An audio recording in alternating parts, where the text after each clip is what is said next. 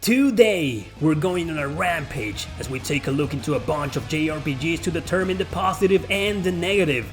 Will they survive the onslaught, or will they perish into oblivion? Our goal is to find out if these games are hidden gems or hidden trash. So let's begin!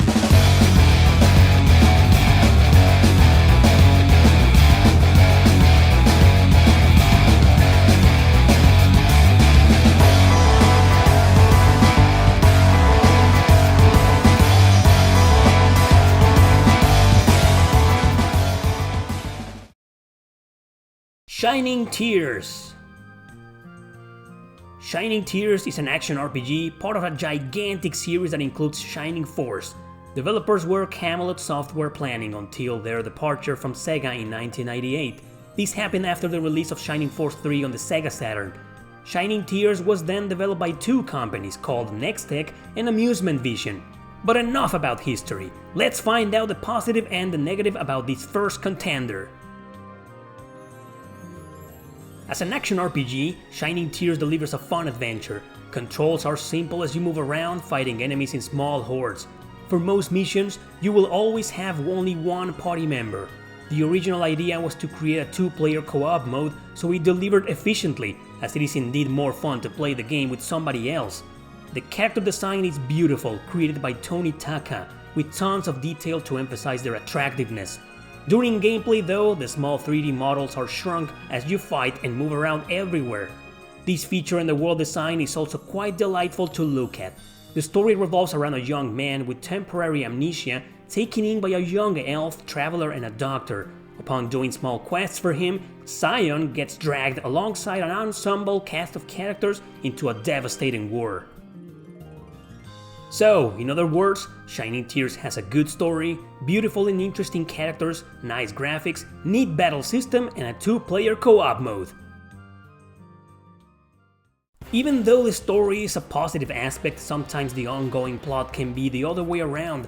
Certain dialogue feels weak and cliches often get in the way of character development.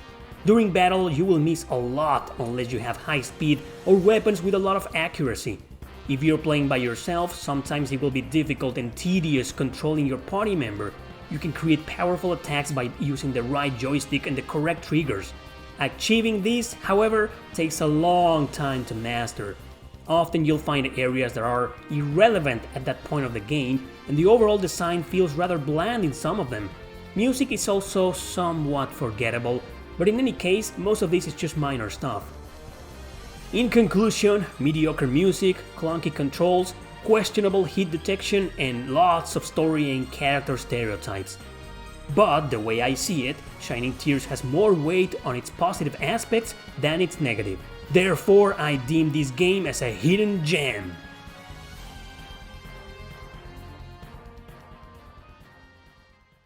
Sankey Zero, Last Beginning.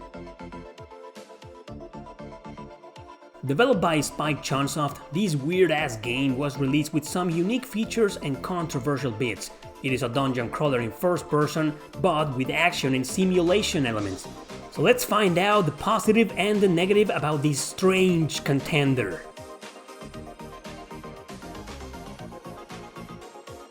Sankey Zero is highly original, and that can often be seen as a double-edged sword.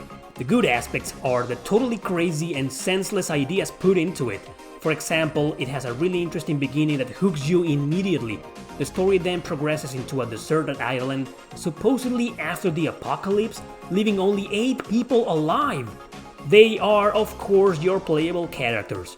Moving on, you find out they can get old and die, and then be reborn in an arcade machine. Yeah, of all the extremely weird things this game has, I thought that was actually funny. Exploring the island allows you to discover new areas and buildings, and that can be pretty exciting. Getting to know these characters, learning how to be resourceful, and unraveling its mysterious plot truly compels you to keep playing it.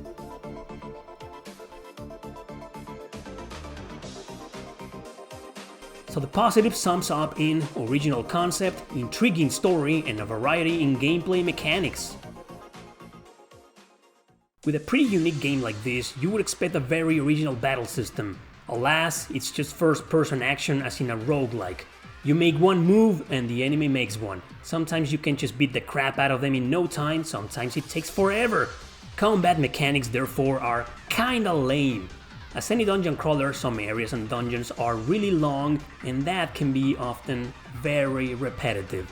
The game starts off easy, especially since the English localization had a lower difficulty option.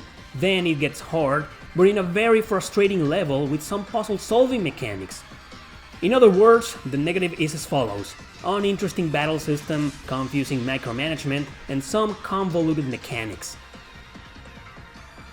To be honest, Sankey Zero is a highly interesting game, and its positive aspects, spawning originality, make you overlook some of the negative stuff. Therefore, and barely, I deem this game as a hidden gem.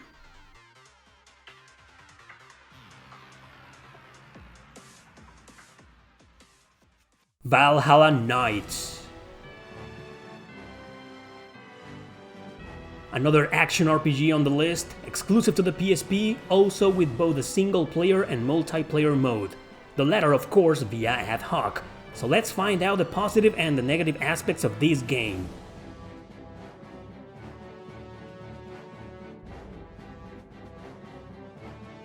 Valhalla Knights starts off really interesting with an amazing boss battle. Here you can tell right away how the battle system works, a hack and slash.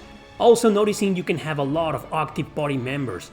Once you get past this segment, the game finally begins with your created character. There are 5 races available and 4 initial job classes. Nothing complicated, thankfully. The overall design of the world is quite fantastic and the characters look really cool and interesting. About the music and the graphics, they're okay for a PSP game. So the positive stands in variety of party members and simple but easy job system. Even though the major plot in Valhalla Knights hooks you from the beginning, the story itself couldn't be more generic.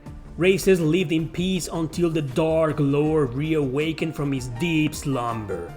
And as you move on with the game, everything begins to feel very boring.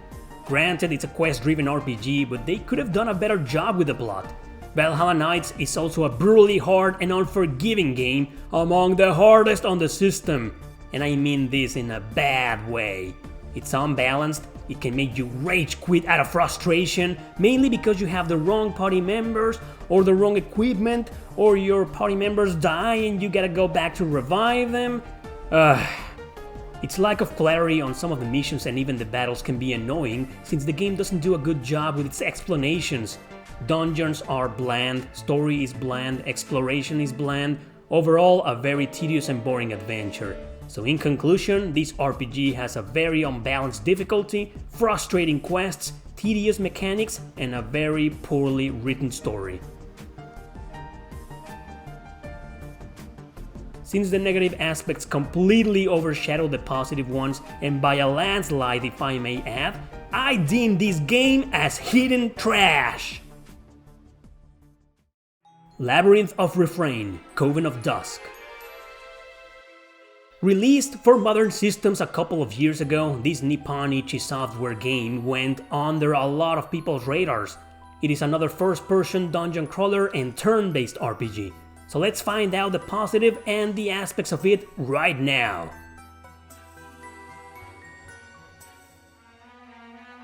Being an NIS game, you expect it to be full of comedy, weirdness, over-the-top silliness, and fan service. Labyrinth of Refrain correctly delivers all of that.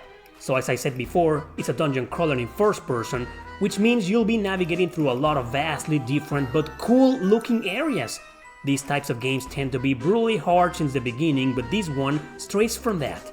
It really feels balanced most of the time. Battles are played in turns and they're easy to understand, leaving unnecessarily complicated aspects aside. I noticed the character variety when it comes to creation, and the main protagonist, especially the witch, seem very likable and interesting. There is something very unique about the gameplay itself that separates it slightly from other RPGs of its genre. So the positive features are as follows: good old Nippon-ichi software feel, interesting and easy to get into, nice battle mechanics, funny looking design, and a very cool main character.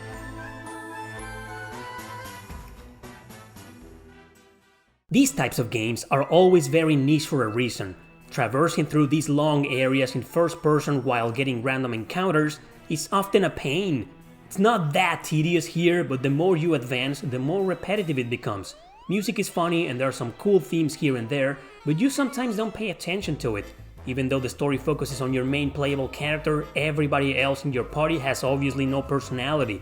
The story never gets old as it is pretty funny and somewhat intriguing, but its cliches and some characters can be utterly annoying at times. In conclusion, the game can get very repetitive, with some lame-ass stereotypes here and there, and certain features just feel very generic. Other than that, Labyrinth of Refrain is a pretty decent RPG, and it might be a good entry for beginners into dungeon crawlers. Therefore, I deem this game as a hidden gem.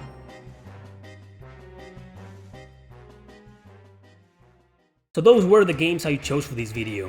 Obviously, don't forget that this is my personal opinion. Might as well play them all and come up with your own. Alright, that's it for this episode of Hidden Gem or Hidden Trash. I'll see you guys in the next one with even more crazy contenders. Thanks for watching and see you next time!